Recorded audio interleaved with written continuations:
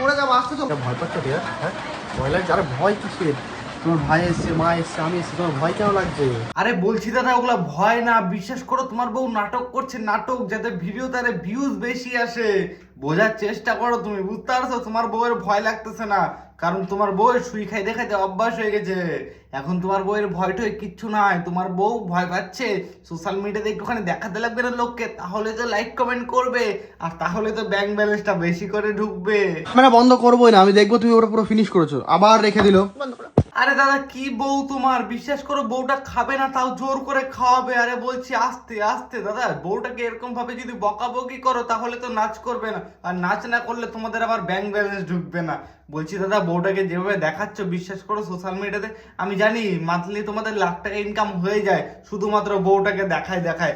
বলছি পারলে একটুখানি কাজকর্ম করো, বউটা একটু রেস্ট করছে, তাও সালা রেস্ট দিচ্ছে না, তাও ক্যামেরা অন করে নিয়ে বগর বগর করছে যাতে টাকাটা ঢুকে। ঠিক কি বন্ধুগণ, ঠিক বললাম তো? কমেন্ট করে এখন তোমরাই বলো, সাবস্ক্রাইব করে পাশে দেখো, নতুন ভিডিও আসছে।